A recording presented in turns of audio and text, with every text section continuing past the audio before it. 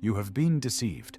From the very first day you opened a history textbook in school until the moment you first entered a museum hall to gaze upon ancient statues, you were told that time is merciless.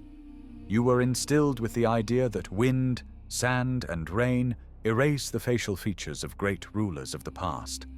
But look closer. Move closer to the screen.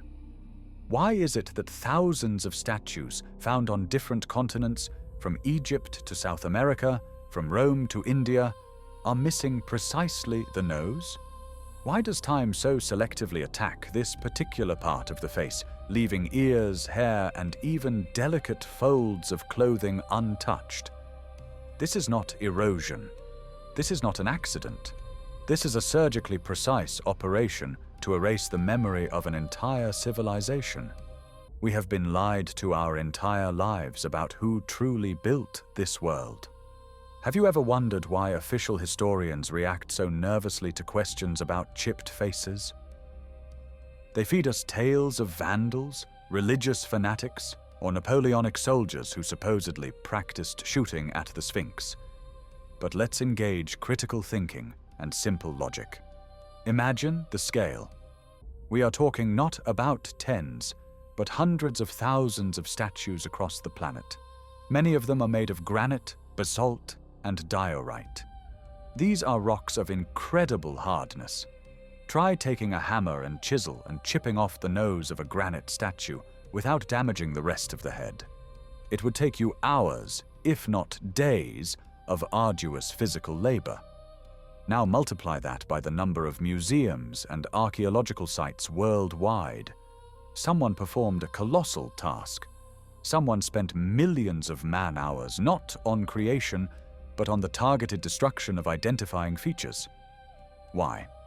The answer is frightening in its simplicity and cynicism. The face is a passport. The nose, brow ridges, shape of the chin, and lips unmistakably reveal racial origin. If you see a face, you know who is before you. And it is this knowledge that is most dangerous for those who rewrote history in the 19th and 20th centuries. They defaced them so that you would never guess that the builders of pyramids, ancient temples, and incredible cathedrals had nothing in common with the peoples who live in these territories today. This was not a war against stone. This was a war against the genetic memory of humanity. Official science claims that ancient Egyptians built pyramids using copper chisels and ropes. But look at the statues of pharaohs from that period.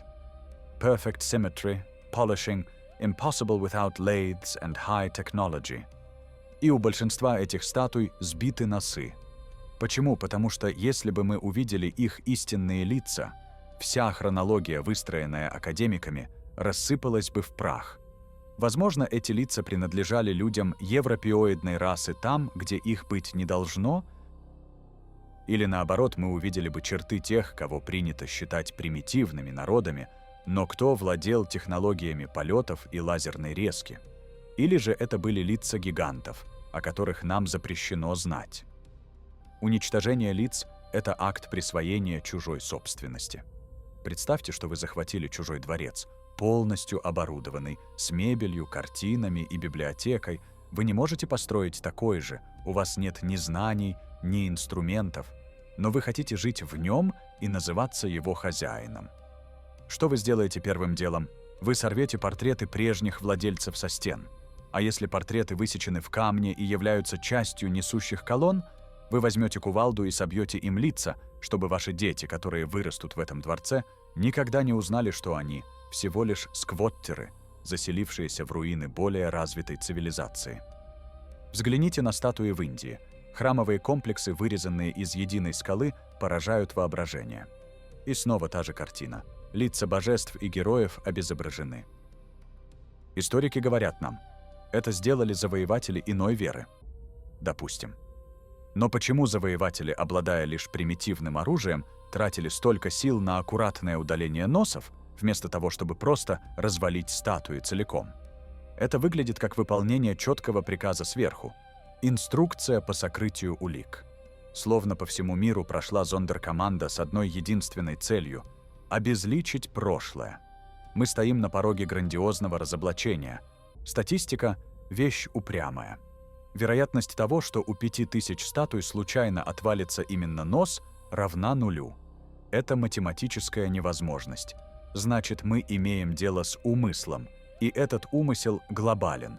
Он не знает границ государств. Тот, кто отдавал этот приказ, владел миром или, по крайней мере, контролировал информационное поле на всех континентах одновременно. Это заставляет нас по-новому взглянуть на события недавнего прошлого. Что, если так называемая античность была не 1000 лет назад, а совсем недавно? Что, если катастрофа, уничтожившая прежний мир, произошла всего 200 или 300 лет назад? И те, кто пришел к власти после нее, начали массовую зачистку. Они обнаружили города, полные величественных памятников. Города, в которых еще стояли статуи реальных строителей, реальных правителей мира. These statues looked at the new masters of life with silent reproach. Their faces revealed a truth that could not be allowed into textbooks. Have you ever noticed how strange many Roman busts look? A head made of one marble and a nose attached from another, clearly later. This is called restoration, but it looks more like plastic surgery for identity change. We are being fed fakes. We are shown Frankensteins, assembled from fragments, and told, "These are your ancestors." But intuition whispers something else. You feel a dissonance when you look at these dead, altered faces. In this video, we will examine facts that will make your hair stand on end. We will analyze the technical capabilities of those times and prove that it was impossible to deface thousands of basalt colossi without industrial equipment. We will compare the dates of so-called barbarian invasions and periods of iconoclasm to see a hidden pattern. We will peer into an abyss of falsification that has lasted for several centuries. Prepare yourselves. What you learn next will force you to reconsider not only history, but also your place in this world. For if they so diligently hid the faces of our predecessors, then the secret of their origin is the key to understanding who we truly are and why we are governed precisely in this way. Official history is bursting at the seams. Contradictions are emerging from all cracks. How to explain that mummies of white people in clothes with Celtic patterns are found in China, while statues in Central America have distinctly Semitic or African features, which were then painstakingly defaced? Globalization existed long before that word was invented. The world was united, and it was inhabited by a civilization whose power we are only beginning to comprehend. But someone very influential decided to press the erase button. Someone decided that humanity should forget its true parents and accept adoptive ones, appointed by the system. Let's move from general suspicions to stubborn facts of materials science, which demolish the official worldview like a house of cards. Take any geology handbook and find the Mohs scale. This is a scale of mineral hardness. Copper and bronze, the main tools that historians attribute to ancient builders, have a hardness of about 3 or 4 units. Granite, basalt, and diorite, from which the most magnificent and mysterious statues are made, have a hardness of 6 to 8 units. To try to work diorite with a bronze chisel is like trying to cut steel rebar with a wooden ruler. The tool will be destroyed within the first few minutes, while the stone will remain unharmed. However, we are told that fanatics or barbarians defaced statues using precisely such primitive tools. Have you ever tried hitting a granite boulder with a hammer? Sparks will fly, your hand will go numb, but to chip off a neat piece precisely in the nose area without cracking the statue's skull in the process is practically impossible without a high-speed tool with diamond coating. The nature of the damage on many Egyptian colossi indicates the use of machine technology.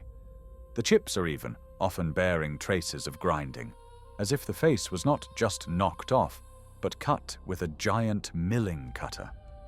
This is industrial dismantling, not an act of vandalism by a drunken mob.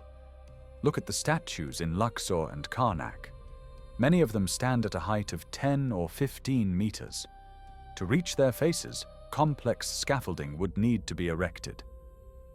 Are you suggesting that invaders, who stormed the city with the aim of looting and killing, stopped, spent weeks building scaffolding, climbed up with heavy tools just to chip off the nose of a stone idol? This is absurd. Such a thing is possible only in one case, if it was a systematic state program of a new power, provided with resources, labor, and time. It was a bureaucratic order. Erase the faces of predecessors at any cost. There is a term that historians are reluctant to discuss: the usurpation of monuments. The most striking example is Pharaoh Ramesses II. His name is carved on thousands of statues, obelisks, and temples. But upon detailed analysis, it is evident that his cartouches are often carved over older and higher quality inscriptions, sometimes even crudely and crookedly. But the most terrible thing happened with the faces. Researchers of alternative history notice a strange disproportion. On many statues of Ramesses, the head appears too small in relation to the powerful body. Broad shoulders, gigantic torso, but the head is disproportionately small. Do you know why? Because it is a recarved head.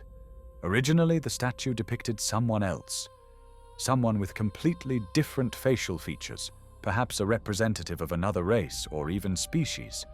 The new masters of life could not destroy these eternal monuments. They lacked the guts to build their own. Therefore, they ordered stonemasons to cut off the excess layer of stone and carve their own face onto the remnants. Thus, noses became smaller, cheekbones narrower, and the head itself lost volume. This was plastic surgery on stone, designed to appropriate someone else's grandeur. But where recarving was impossible due to the risk of structural destruction, faces were simply completely knocked off, leaving a smooth spot or a rough chip. Special attention should be paid to the polygonal masonry and megalithic structures of Peru. Sacsayhuaman, Ollantaytambo.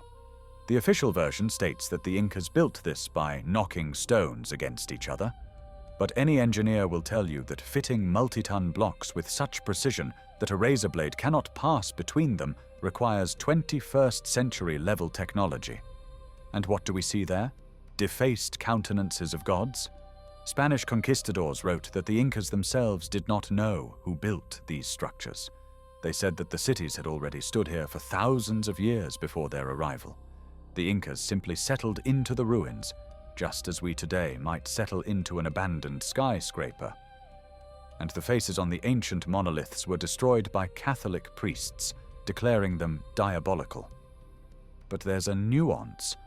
On some blocks, traces of face destruction are found beneath a layer of ancient plaster or later Incan masonry itself. That is, the faces were destroyed even before the Incas. By whom? And whose faces were they? Let's move to Mexico. The famous giant Olmec heads, huge basalt boulders weighing tens of tons. They have wide noses, full lips, clearly Negroid, African features. But wait, official history claims that there were no contacts between Africa and America before Columbus. These heads are a bone in the throat of academic science. And do you know what was done with them? Many of them were found intentionally buried in the ground or thrown into ravines. On some, there are visible traces of attempts at destruction, deep grooves and indentations. Someone very much did not want these stone testimonies of ancient transoceanic voyages to see the light of day. For if Africans, or a race similar to them, built civilizations in Mexico 3,000 years ago, then the entire map of history that is drawn for us is false. And now recall the winged bulls with human heads from Assyria. Masterpieces preserved in museums. Many of them have precisely their noses and eyes damaged. It is believed that conquerors believed the statue was alive, and by gouging out its eyes and breaking its nose, they deprived it of its power and ability to harm. A beautiful fairy tale for tourists. But why then did they not touch the wings or legs? After all, the bull could run away or kick. No, the blow was aimed at genetics. The blow was aimed at anthropological features, information about the skull shape, eye cut, and profile. was destroyed. Look at the statues of Buddha in Afghanistan, destroyed in our time. This is a clear example of how it works. But ancient cleanups were far more extensive. We find traces of machine processing on statues that are officially dated millennia BC, traces of circular saws, tubular drills, and it is these high-tech artifacts that are most often depersonalized. A chilling picture emerges.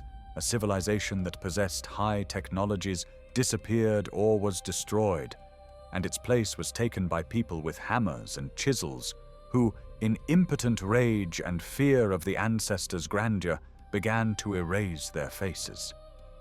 They feared not the stone. They feared comparison. If a simple 19th century peasant had seen a statue of a god with a European face deep in the Asian jungles, or a statue with an African face in the Andes, he would have started asking questions for which the church and kings had no answers. Faces were defaced to make history flat, linear, and safe for the ruling elites. To instill in every nation that it had always lived right here, in isolation, and never had contact with other worlds. Divide and conquer, a principle that works not only in politics but also in history. By depersonalizing the past, they divided humanity. But that's not all. There is evidence that some statues had not just other facial features. There are descriptions and sketches by travelers of past centuries depicting statues with physiological characteristics not inherent to modern humans. Elongated skulls, strange ear structures, different facial bone proportions. Where are these statues now?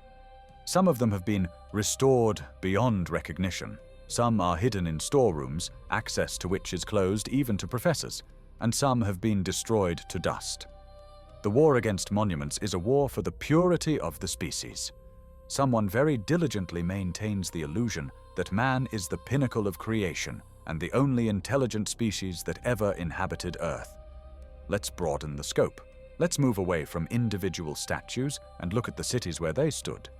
Defaced faces are just a marker, a small detail of a huge operation to change ownership of real estate on a planetary scale.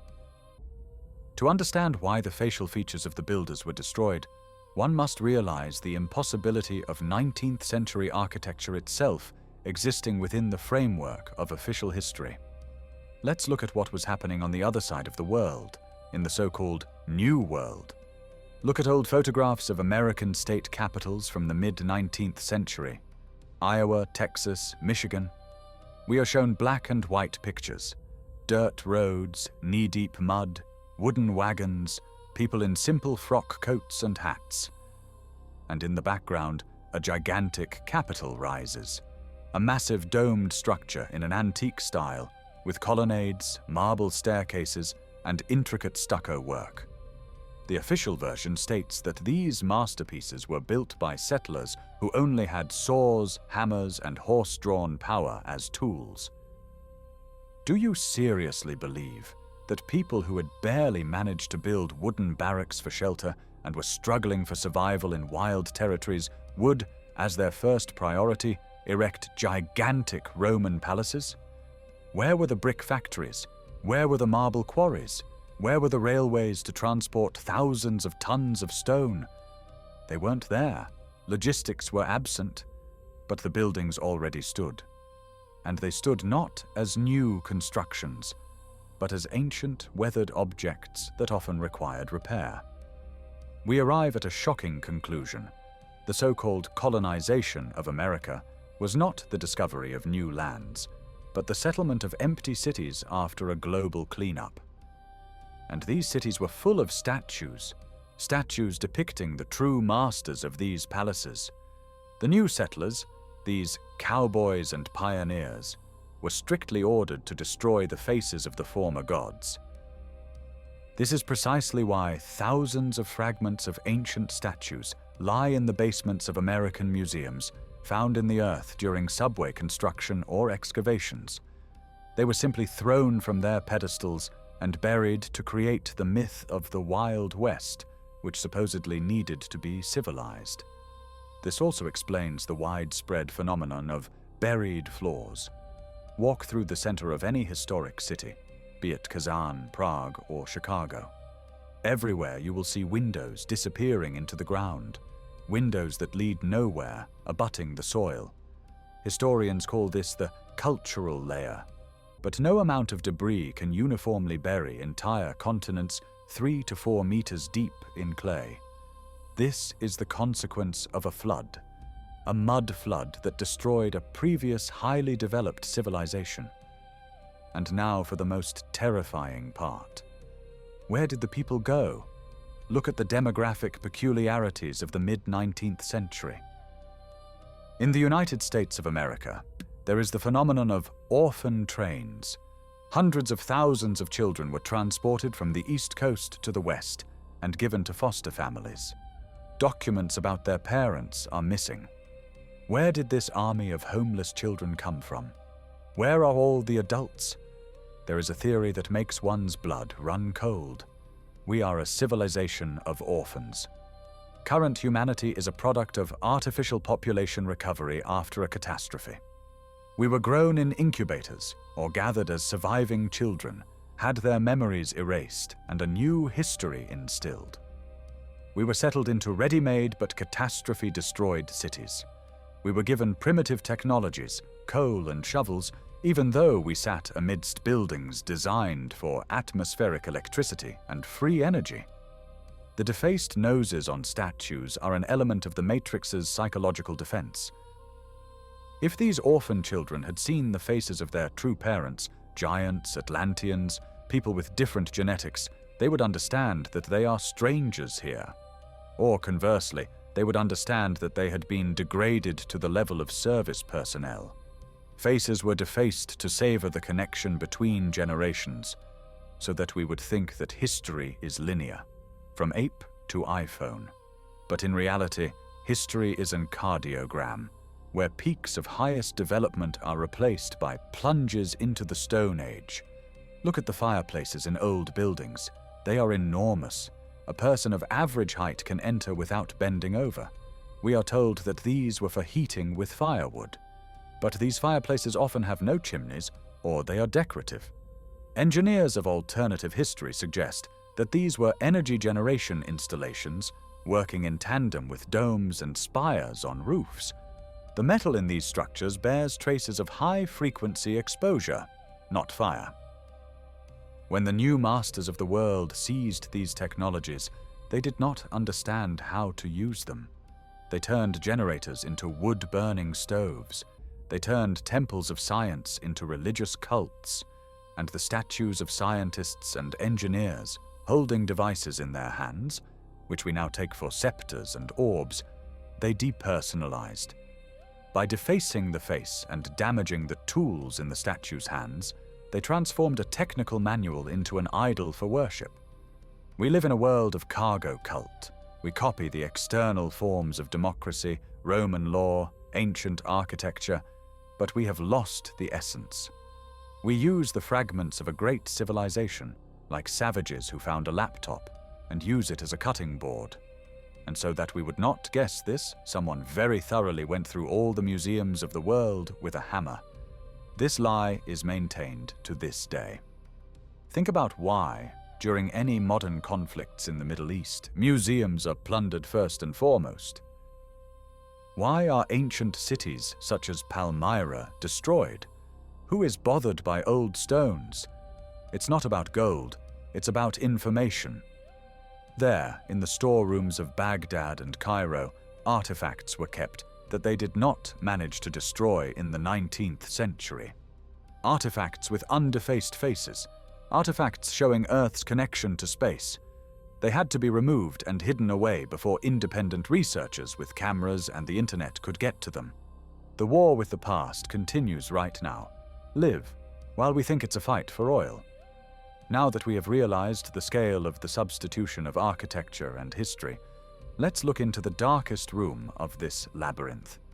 Let's talk about biology and why the destruction of faces was not just a political act, but a species-level one. Look at yourself in the mirror, and then look at the proportions of those very ancient statues, even the depersonalized ones. Do you see the difference? It's not about the idealization of art. It's about physical parameters, the width of the rib cage, the structure of the muscular corset, the ratio of limb lengths. These statues depict beings who were biologically more perfect than us. We were taught that evolution moves from simple to complex, that we become taller, stronger, and smarter than our ancestors. But the facts scream the opposite. We are a degenerating branch. We live 70 years and spend half our lives battling diseases. Those whose faces were defaced by the hammers of invaders probably lived for centuries. Their bodies were designed for a different atmosphere, a different pressure, a different gravity. By defacing their faces, the parasitic system was not just hiding a race. It was hiding a standard. It was destroying a benchmark against which we could compare ourselves and understand how much we have diminished. Imagine a kennel where ornamental dogs are bred. So that they wouldn't feel inferior, the owners remove all images of wolves, their strong and free ancestors. We are these ornamental species in a global human hive. We were bred, reduced in size, with our genetic potential curtailed and brain capacities blocked, which were once the norm. And statues are accidental reminders of who we were before selection, before we were rebooted. This is where the most terrifying answer to the question, why, lies. The face is the mirror of the soul and intellect. By defacing the face, the jailers of this planet performed a symbolic lobotomy on all of humanity. They turned subjects of history into objects of cult worship. When you look at a statue without a face, you experience subconscious fear and awe before an unknown force. This is psycholinguistic programming. A faceless God is a terrifying God. You cannot look him in the eye. You cannot negotiate with him. You can only obey him. This was an operation to erase ancestral memory. If you had seen the face of Zeus or Apollo and recognized the features of your grandfather in it, you would understand that you are their direct descendants. You would straighten your back. You would demand your inheritance back. But looking at a chipped piece of marble, you see only cold eternity, to which you have no relation. You have been convinced that you are slaves of God, not children of gods. Do you feel the difference? A slave has no right to the master's property. A son does. It was precisely to deprive us of the right to the planet's inheritance that they took up chisels. The theory of cyclical catastrophes explains this as a harvest mechanism. Imagine that a civilization develops to a certain level, reaches the peak of technology and spiritual growth, and then the great harvest occurs. They arrive, or a natural cleansing mechanism is activated. Cities become empty, and then a new batch of biomass, us, is introduced into the ruins. We are given scraps of knowledge, rewritten books, and a religion of humility. But the stones remain, and so that the new batch does not guess that they are not the first here, and most likely not the last, the traces of the previous batch are carefully cleaned up. Defaced noses are a seal of silence. It is the censor's signature on the body of history. But there is another aspect that is unsettling. Genetic experiments. Perhaps many statues did not depict entirely human beings. Chimeras, centaurs, dog-headed people. We consider these myths. But what if this was the reality of genetic engineering of the past?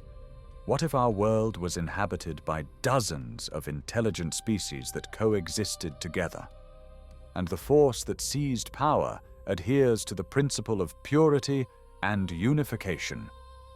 They destroyed all species except one, the most obedient and easily manageable. That is, us. They defaced the statues of beastmen and giants with particular ferocity, so that we would consider ourselves the pinnacle of creation and the only form of intelligent life in the universe. This creates in us a feeling of loneliness and hopelessness.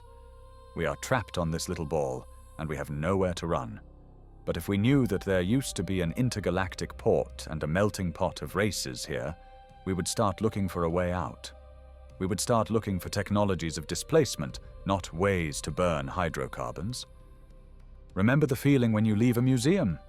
Tiredness, emptiness. This is not accidental. Museums are not repositories of memory. They are cemeteries of truth. Everything there is arranged to confuse you, to distort chronology, to mix eras.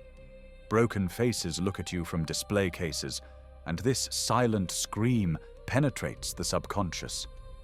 This is trauma, passed down from generation to generation. Мы – цивилизация с посттравматическим синдромом, которая не помнит самого травмирующего события. Но система дала сбой. Они не смогли уничтожить все. Масштаб строительства был таким колоссальным, что даже миллионной армии фальсификаторов не хватило рук стереть каждый барельеф. То тут, то там всплывают артефакты с уцелевшими лицами. И эти лица смотрят на нас с укором и надеждой. Они как капсулы времени, оставленные для тех, кто сможет проснуться. Задумайтесь, почему в последние годы так активно продвигается тема цифровизации и виртуальной реальности. Потому что физическая реальность полна улик. Камни говорить не умеют, но они не умеют и врать. А в цифровом мире можно нарисовать любую историю.